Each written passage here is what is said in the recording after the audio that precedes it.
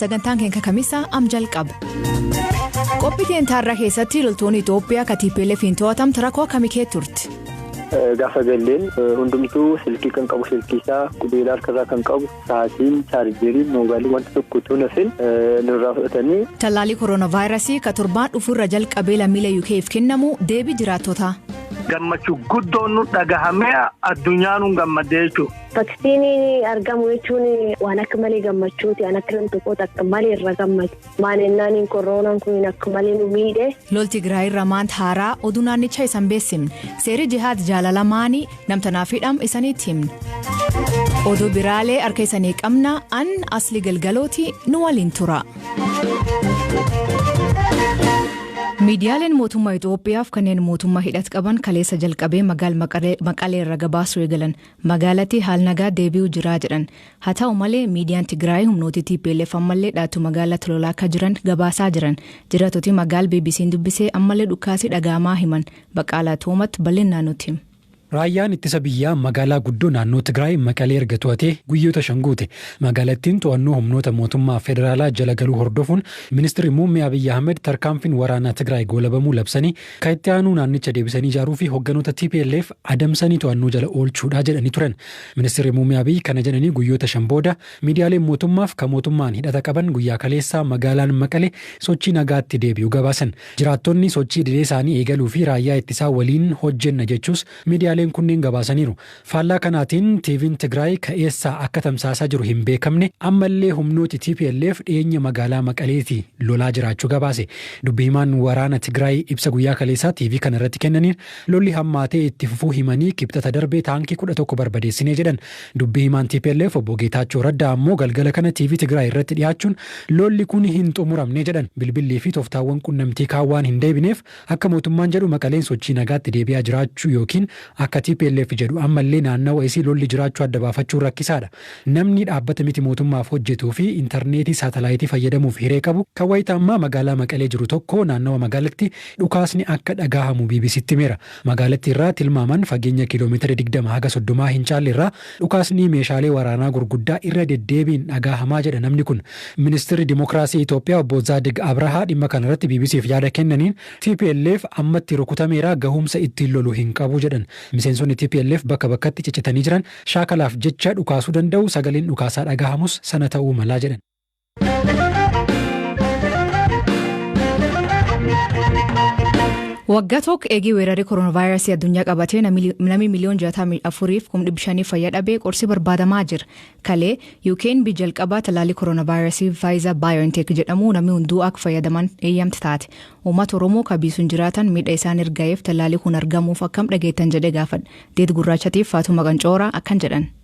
Vaksiinii argamu jechuun waan akka malee gammachuuti. Waan akka tokkoota akka malee irra gammadu. Maanennaan koronaan kun akka malee nu miidhe. Fakkeenya namni tokkimman kan keessa agartee poozitiivii ta'ee jedhee namni man kan kee jirchuutti kan hojjetu in affeektamaa. Maanennaan hojii galee siin baasan. Kaaniin ammallee iskuulii ijoollee guyyaa cufayyuu yoo namirra yaayyuu arganedhan kilaas guutuu akkasitti iya guruubii sun akkasitti hin galchan. Yooyyuu galchan kaan ijoolleen mantii.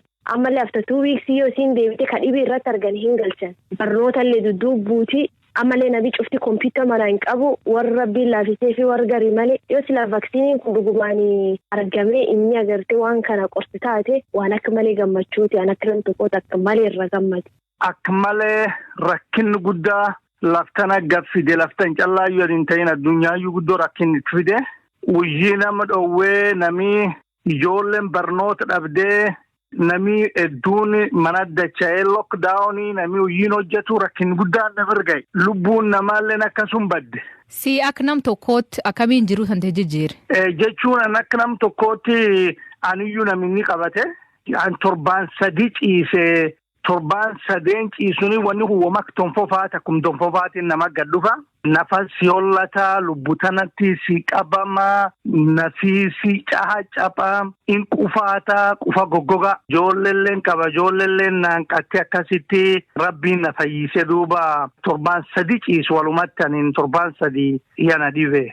Taaniin amma vaksiiniin argamee jedhan biyyisan kee jirtan keessatti torbaan dhufuu jalqabee namaa kennamaa jedhan. Akkaan.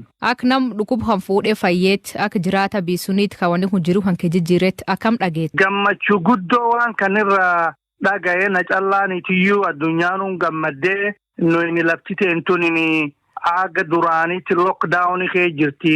Lookdaawunii guyyaa dheengadda bananii qorsii addunyaa irra dhabame argamuunuyyuu waan guddoo nam gammachiisati guddoo gammada. Galatoom. Asilleen galatoom.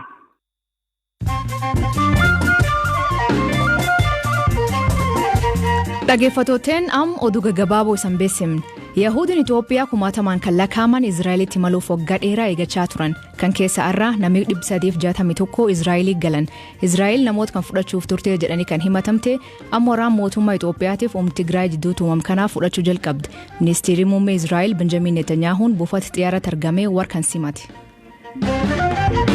Poolisiin naannoo Uttar Pradesh namichi musliimaa dubartii amantaa hinduu hordoftuu amantaa islaamaa fudhate taasisee jedhanii hidhan. Namichi seera farra amantaa jijjiiruu jihaad jaalalaa jedhamte jalaatti nam hidham jalqaba ta'e. Seerichi mormii kan keessa seerichi mormii kaasisee yoo ta'u qeeqtoonni jibbi islaamummaa mul'isaa jedha. Namiibiyaatti nama maqaa Adolf Hitler jedhamuutti filannooman maree injifate. Abbaa kiyyaatti maqaa kanaaf baasee tarii isaa hin beeku ture jedha. Namiibiyaan koloonii Jamanii turte ammallee gosti xiqqoon afaan Jamanii dubbattu biyya kee jirti. Hidhattooti islaamummaa fincaleessan humnoota nagaa Mozaambiikii tas haatee 25 jeeftee 15 madeessitee jedhan. Miidhamtooti tun garee aanaa Muyidumbee naga cimsuuf ergamte eegi torbaan dabre jiraattotii hedduu jeessanii mana isaanii guban. Fincillaa biikaan keessatti waggaa 3 deemaa jiruun namni 200 lubbuu dhabee namni 200 lubbuu dhabee namni 500 olla isaaniirra buqqaanii jedhan.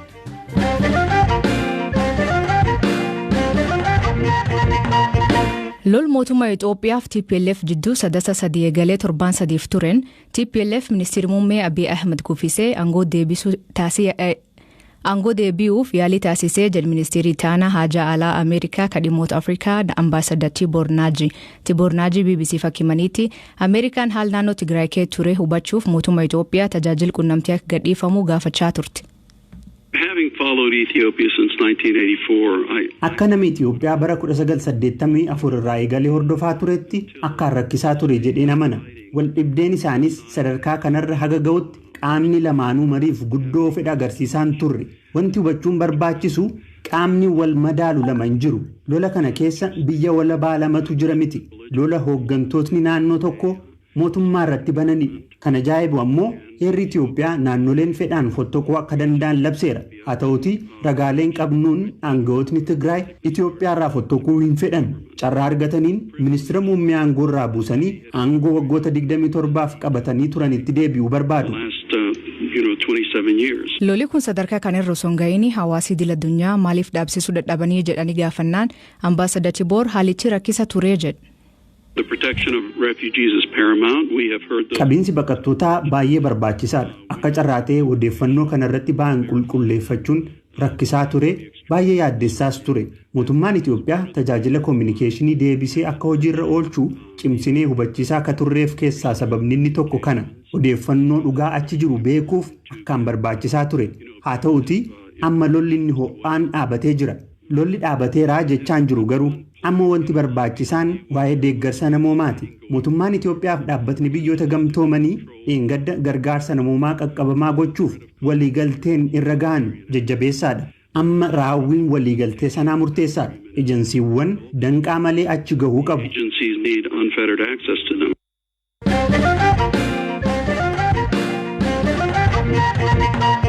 Loltoonni Itoophiyaa to'annoo TPLF jal turan ka guyyaa lamaan dur gadhiifamanii naannoo Amaaraa kee jiran rakkoomtu kee dabruu himan. Ajaja 50 bulchaan loltoota 10,000 olii harka TPLF turan keessaa tokko. Kaleessa wayitaa bilbilaan dubbisnu magaala Sakootaa ka ture. Loltoonni 90 lakkaa'aman ammallee harka TPLF jiru waa isaanii yaaddoo qabaa jedha. Sadasa 3 halkan haala ture ibsuun eegal Baqqalaa Toomattu dubbis. Kan keessa sa'aatii 6 walakkaa irratti dhaqanii hiriyoottan keenya kan agulaa bakka jedhamu jira. Sa'aatii jararratti ala sa'aatii 6 jalqabameera waraanni. Meesheejiidhaan nu barreessanii turan ala sa'aatii 6 irratti nuti akkas ukkaamamnee jira waan ta'eedhaaf yoo nu qaqqabde nu qaqqabaa yoo nu qaqqabuu dhabaattan immoo ofi keessanii lubbuu keessan ol fadhaadhanii ala sa'aatii 6 walakkaa bulbalni maanoo meesheejiidhaan barreessanii itti erganii osoo kanaan jirru ala sa'aatii 7 ta'uu ajajoota keenyatti illee hidhannoo lafa walitti qabamee jirudha baafachuudhaaf gaafa deemnu kan furtuu mana meeshaa qabatee jiru sun namtichi afaan Tigriffaasaa ajajaan balbala bal'inamee waan itti himamneedhaa fi hin banuudha achirratti jeequmsa baay'ee ture gidduma kanaan rasaasii gara samiitti dhukaasuu jalqabanii. Eenyutu dhukaasa?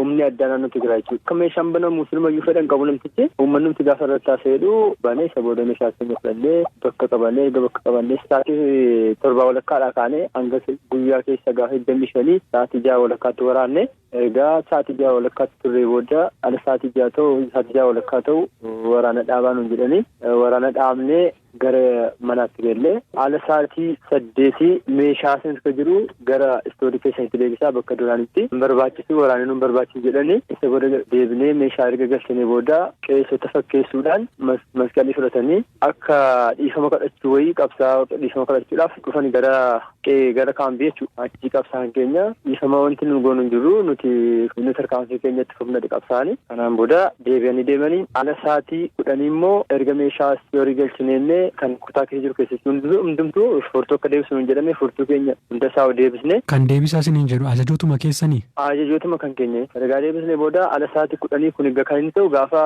26 galgala jechuudha. Erga deebisne booda sa'aatii 11 irratti immoo kan saba biraa taatan saba Tigraayin alatti kan jirtan qabsaan Tigraayin alatti jirtanu meeshaa kan dhuunfaa keessanii kan mootummaan ta'an meeshaa kan dhuunfaa keessanii walitti qabadha bakka deemtantu jiraannu jedhame meeshaa keenya walitti qabannee qophoofne ala sa'aatii 11 makiinaan dhufe erga makiinaan dhufe booda sakattoo jalqabanii erga sakattaamne booda baanee konkolaataadhaan dagaamus bakka jedhamu geessanii guyyaa 14 booda gara Abiyaddii kan jedhamutti gara Tambeen fidanii diinaa 28 taana gaafa dhufnu gaafa galleen hundumtuu silkii kan qabu silkiisaa qubeelaa harkarraa kan qabu sa'aatiin chaarjerii moobaayilii wanta tokko utuu nafin nurraa fudhatanii haallee nyaata keenya daabboo tokko ganama guyyaa tokko galgala tokko citta haayilaandiitti shaayii dhugaa turre bishaan waan kan nu qabnu bishaan jaarka haayilaandiidhaan olofaa qabannee hiriiraan eegganna osoo akkasiin jiru guyyaa 19 moo akka sirga jiraanne booddee gaafa 19 ganama sa'aatii 3 irratti walitti nu qabanii kaameraa fidanii dhufanii achi nu laallu qabsaa kan keenya walitti qabanii kaameraadhaan qarratsaa uffata baasanii booda hunduma isaa gubanii konkolaataan dhufe konkolaataa tasaabii tokkotti nama 500 konkolaataa tokkotti nama 500 akka dinnichaatti fe'ame sa'aatii 9 konkolaataatti ol korree halkan keessa sa'aatii 5tti achi kaan waraa keessa baanee karaa takkazeetiin dhufnee karaa sirriintu jiru karaa kan biraatiin karaa jeellaadhaan fidanii namni akka olii gatta'u akka dadhabu dubartoonni nu wajjin jiru kan nu wajjin qabsaa turanii kan madaan jiru kan lubbuun isaanii karaatti deemaa jiru baay'ees jira akkanaan dhufnee naannoo Amaaraatti as jennee. Gaafa halkanii dhukaasa isinitti bananii sa'aatii dheeraaf dhukaasaa akka turtanii natti himtee namni miidhame fa'aa hiriyoonni keessan kan sin biraa ajjeefaman jiru akkam ture waraanni sun?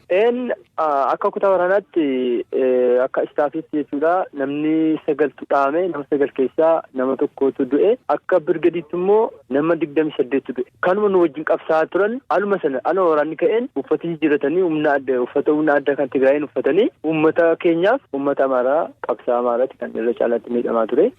Maaltu sitti dhaga'ame kun ta'uu isaatti? An akka koottama fakkeenyaaf achi biyya sana ergan deemeeti 2003 deemee waggaa 10 jiraadheera achi waggaa 10 guutuu yeroo uummata sana wajjin jiraannu waliin hojjenna yeroo jarri rakkatan nu gargaarra yeroo jarri amanutti wajjin haamna utuu waliin hojjennu utuu waliin qabsoofnu kun waliin qabsoofnu deebi'anii akkasuma gochuun jira baay'ee natti dhaga'amus immoo gara fuulduraatti qabsoo koorraa wanti booddeetti na deebisuu hin jiru garuu wanti dhaamsa dabarfachuu barbaadu yeroo amma sagalee kana keenya kana fuutan obbolaan keenya ajajoonni keenya achitti hafanii jiran waan jiranuuf miidhaan jararra akka hin geenyeef adaraa wanti dhaammachuu barbaadu kanadha.